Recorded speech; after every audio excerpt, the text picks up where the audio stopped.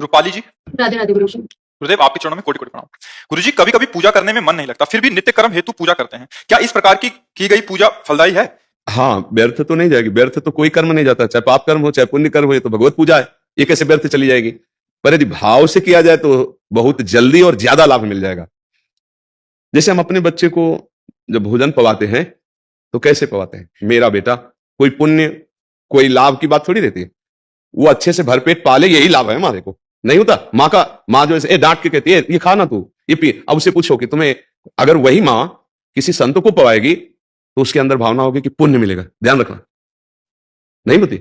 साधु महात्मा के खवाने से पुण्य मिलेगा, पाप नष्ट हो जाएंगे। या बहुत अच्छा भागवत हुआ, भक्त हुआ, तो ये सोचेगा भगवान प्रसन्न हो जाएंगे। लेकिन वो कामना करेगा, पर वो अपने जब पुत्र को पवा रहा होता है तो इनमें से कौन सी कामना करता है कि भगवान प्रसन्न हो जाएंगे, कि पुण्य होगा, कि पाप? कुछ सोचता है क्या?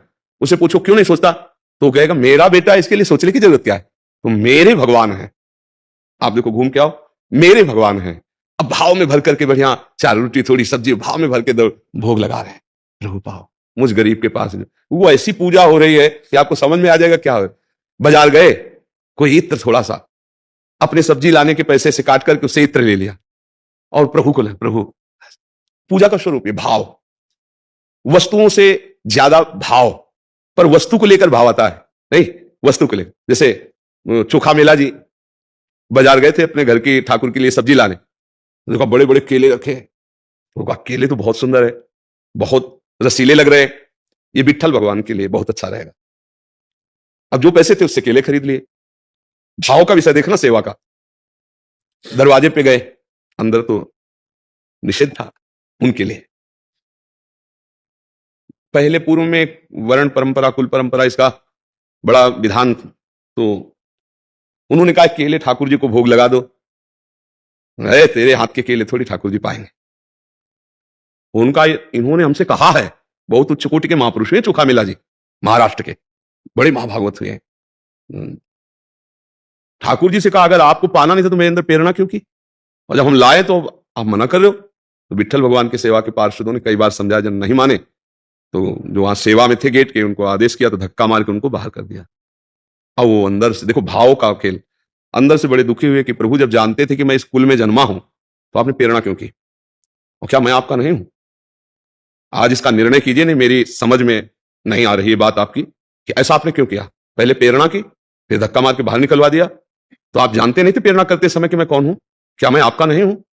या तो आप हमारे अंदर इस बात प्रश्न का समाधान कीजिए, नहीं तो हम अंदर से बहुत चिंतन हमारा बिगड़ रहा है। क्योंकि आपने प्रेरित किया है, मुझे पता है, आपने मेरे से कहा है। मेरा संकल्प नहीं था, मेरी इच्छा नहीं थी। कमरा बंद किया और कहा अन्न जल का त्याग कर देते हैं, जो हमारे इष्ट है वही जब धक्का लगवा दिए तो फिर हमारा जीना किस काम का? कोई अन्न जल नहीं पाऊंगा और शरीर को ऐसे उनका नाम जप करते हुए पूर्ण करूंगा। महाभागवत। अब ठाकुर जी को कैसे चैन पड़ सकती भला? रात्रि में जब शयन हुआ तो दरवाजा खटखटाया जाके, चोखा मेला जी, चोखा मेला जी। इतना अमृत में गंभीर शब्द था कि कौन ये पूछने की हिम्मत नहीं हुई। दरवाजा खोला तो देखा अद्भुत कांति। भगवान द्वारिकाधीश ही तो विट्ठल भगवान है। अद्भुत ऐसी नीलिमा इंद्र नीलमणि, अद्भुत कांति में भगवान मंद मंद मुस्कुरा। अंदर से गए भगवान। चोखा मेला जी से कहा कहां केला? और गोद में बैठ गए, बोले पवाओ अपने हाथ से। भगवान ने पाया। इसके बाद जब चार रह गए तो बोले रोको, पीतांबर में हमारे बांधो, रुक्मिणी जी को ले जाएंगे, तुम्हारे जैसे प्रेमी के हाथ। प्रभु आपकी लीला बड़े विचित्र। वहां धक्का लगवा रहे, यहाँ के गोद में पार ले गए और रुक्मिणी जी को पवाया कि मेरे बहुत प्रेमी भक्त के केले हैं, और छिलके आंगन में फेंक दिए और अंदर से सिटकनी लगा दी विट्ठल भगवान ने। अब जब सुबह दरवाजा तो बाहर से ताला खोला गया तो अंदर से बंद था, अंदर से भगवान के सिवा और कोई ताला ही हुआ। अब समझ में आया कि कोई वैष्णव अपराध बन गया जिससे भगवान नाराज है। विनय की प्रार्थना की, बहुत रोए, तब अंदर से आवाज आई, आप जाओ कीर्तन करते हुए चोखा मेला जी को डोली पे बैठा लो, पालकी पे, और वो जब आकर यहां बोलेंगे तब दरवाजा खुलेगा। हजारों भक्त दर्शन के लिए खड़े। ऐसा ही करना पड़ा जिन लोगों ने धक्का लगाया था ना, वो पालकी लेके गए, पैर पड़ के जबरदस्ती विनय करके उसमें बैठा ले और कीर्तन करते हुए विट्ठल विट्ठल विट्ठल। जब आकर उन्होंने कहा जय जय, बड़ी विचित्र लीला है, खोल दो दरवाजा। दरवाजा खोल, अंदर गए तो छिलके पड़े देखे पुजारी। बोले जय जय, छिलके? बोले हाँ, चोखा मेला जी के केला हमने भी पाए और रुक्मिणी जी के लाए थे, वो पाए थे, छिलका बाहर फेंक दिया आंगन में। तब उनको समझ में आया कि भक्त के भाव की कितनी बड़ी महिमा है। यदि हम थोड़ी सी भी सेवा करते हैं, थोड़ा प्यार से करें, अपने जैसे पुत्र को पवाते हैं, अपने जैसे प्रियजन को पवाते हैं, ऐसे भगवान को गैर मान के मत पवाओ कि पवा रहे तो पुण्य होगा, लाभ मिलेगा कि नहीं। हमारी प्रार्थना मानिए, बहुत बड़ा लाभ इससे मिलेगा। हम भगवान को अपना नहीं मानते, तभी हमारे अंदर आता है कि भगवान को भोग लगा इसका फल मिलेगा कि नहीं, एक धूपबत्ती लगा इसका फल मिलेगा कि नहीं। आप समझ रहे ना, भगवान को कपड़ा अर्पित किया, फल। यार भगवान ने तुमको मनुष्य तन दिया, सब कुछ भगवान ने तुम्हें दिया, आप विचार करके देखो, ये तो केवल भगवान की प्रसन्नता के लिए हम कर रहे हैं, उन्हीं की दी वस्तु है। कैसे?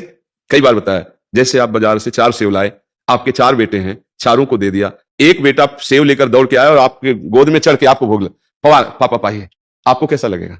हृदय भराएगा कि नहीं? आप उसके हाथ से छीन के अपनी गोद में बैठा के स्वयं पाएंगे। चारों तुम्हारे, लेकिन इसको जो प्यार मिलेगा वो 3 को नहीं मिलेगा। 3 तो खा रहे हैं सेव, और चौथे को प्रेम से। तो दियम वस्तु गोविंदम तो भ्रमेव समर्पय। प्रभु के द्वारा दी वस्तु जब प्रभु को अर्पित करते हैं तो ऐसे प्रसन्न हो जाते हैं, जैसे वो पिता प्रसन्न हो गया। यद्यपि दी हुई उन्हीं की वस्तु है, पर जब उनको तो वापस वो दे देते हैं ना, एक कौरा भी तो नहीं पाते ना, जीव कते थाल वापस आती है, वो हाथ से छीन के ऐसे पिता पवाने लगा और गोद में बैठा, ऐसे ही भगवान का प्यार मिलता है। हम प्रभु को अपना ना मानकर इतना पराया मानते हैं कि हर कार्य का फल चाहते हैं। हम कहते हैं मिलेगा, असत क्रियाओं का फल है तो सत्क्रिया का फल, अगर हम भाव से करें तो बहुत जल्दी लाभ मिल जाए। बेर कोई बहुत अच्छी चीज होती क्या? बखान बखान के राम जी पा रहे हैं सबरी मैया के। कोई चावल नहीं चबाएगा साधारण आदमी, सुदामा के टूटे हुए तंदुल बखान के पा रहे हैं। हमारे ऐसे कृपालु भगवान हैं, अनंत ब्रह्मांडों के स्वामी होकर भी गीता जी में कह पत्रम पुष्पम फलम तोयम ये में भक्त्याप्त। एक तुलसी दल, एक चुल्लू जल, एक फूल, एक कोई फल, अगर भगवान को भाव से उसी से रीझे जाते हैं, प्यार से सेवा की जाती है, ऐसा भाव रखते हैं कि प्रभु मेरे हैं, जैसे अपने लोग मेरी लाडली जू, मेरे लाल जू, मेरे प्रिया प्रीतम जू, ऐसे भाव से सेवा की जाती है। तो इस भाव को हमें कहीं पढ़ने की जरूरत नहीं है। हम अपने बेटे को कैसे पवाते हैं, अपने पति को कैसे सेवा करते हैं, ऐसे जैसे हम अपने प्रियजनों को पवाते हैं, ऐसे हम प्रभु को भोग लगाएं, ऐसे हम प्रभु को दुलाएं। अपने बेटे को कैसे सजाते हैं? नहला दिया, कपड़े पहनाए, सब। कोई फल की आकांक्षा होती क्या? तो फिर प्रभु से तत्काल आप फल की क्यों चाह करते हैं? फल तो मिलेगा ही। जैसे तुम्हारा बेटा एक दिन सयाना होकर के एक दिन तुम्हारी ऐसी ही सेवा करेगा, अगर वो थोड़ा भी विवेकवान है तो पैर छुएगा तो तुम्हारी सेवा करे। तो आज तुम सेवा कर रहे हो, कल भगवान तुम्हारी सेवा करेंगे। भक्तों के चरित्रों को पढ़ के देखो, भगवान कह रहे हैं हूं भक्तन को दास, भगत मेरे मुकुटमणि, पग चापूं सेज बिछाऊं, नौकर बनूं हजाम, हाकूं बैल बनूं गडवारो, बिना तनख्वाह रथवान, यही तो मेरे मन में ठनी, भगत मेरे मुकुटमणि। क्या तनख्वाह अर्जुन जी दिए हैं? रथ हाँक रहे हैं भगवान। आप सोचो, संधि दूत बनकर जा रहे हैं, अखिल कोटि ब्रह्मांडों के स्वामी भगवान। जो आप सेवा करें ना, उससे बढ़कर आपकी सेवा करेंगे, और वही कर रहे हैं। अभी समझ में नहीं आ रहा ज्ञान के कारण, तो हमें लगता क्या दे दिया भगवान ने? ईमानो दे दिया, तुम्हें बुद्धिमान बनाया, तुम्हें नेत्रवान बनाया। थोड़ी देर के लिए आंख बंद करके देखो, अगर सदा के लिए बंद हो जाए तो कैसा लगेगा? तुम्हें आंखवान बनाया, नेत्र है, तुम्हारे श्रवणेन्द्रिय है, घ्राणेन्द्रिय। इस समय तुम बहुत सुंदर योनि प्राप्त किए हो भगवान की कृपा से। अब आप भजन करके, इतना भजन करके ये संसार का जो बंधन है पाप पुण्य का, दोनों काट के मुक्त हो सकते हो। पर हम लोग मुक्त होने की जगह और फंसने वाले कार्य करते रहते हैं। इसीलिए हमारा भगवान के भजन में और सेवा में मन नहीं लगता। टीवी देखने में मन लग जाएगा नहीं? हम तो बड़ा आश्चर्य मानते हैं कि 50 रुपया देके भीड़ में लाइन में खड़े होकर तो उसमें जाके फिल्म में 2-2.5 घंटे एकाग्र तपस्या, मन नहीं भटकेगा, एकदम आनंद। और जानते हैं कि झूठा चल रहा है। गजब की बात है, संसार में झूठी बात देखने के लिए कष्ट सहकर पैसा लगाकर 2.5 घंटे समय, और उसमें मन न लगा हो तो मैं बताना, एकदम मन लग जाएगा, कभी मन भागेगा नहीं। नहीं, तुम्हारी रुचि के अनुकूल केवल फिल्म लगी हो, फिर क्या कहना है, मतलब परमानंद में डूब जाओगे।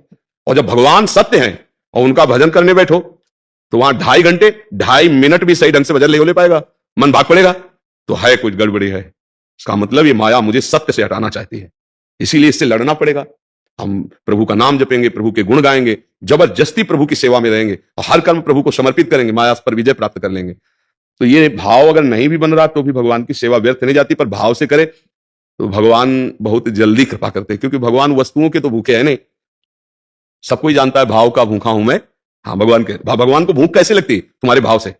अगर भाव नहीं तो भगवान तो पूर्ण काम है, उनको भूख कैसे लग जाएगी? वो कोई 5 भौतिक शरीर वाले थोड़ी है कि उनके प्राण अन्न मांग रहे हैं, वो तो चिदानंद है। जब भक्त के अंदर भाव आता है कि प्रभु ये पाएंगे, तो भगवान के अंदर वही भाव चला जाता है और वो पाने लगते हैं। ये था माम प्रपद्यन्ते तास तथैव भजाम्यहम्।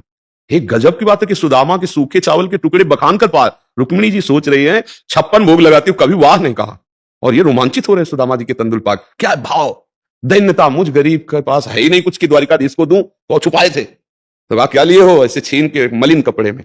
भगवान सुदामा, आज मैं ही नहीं समस्त ब्रह्मांड तृप्त कर दिए तुमने, क्योंकि रोम रोम में भगवान के ब्रह्मांड है ना, कोटि कोटि ब्रह्मांड एक एक रोमकूप में वास करते, ब्रह्मांड निकाया निर्मित माया रोम रोम प्रतिवेदक है। इसलिए भगवत सेवा उसका फल मिलेगा, पर भाव से करे तो बहुत अच्छा रहता है।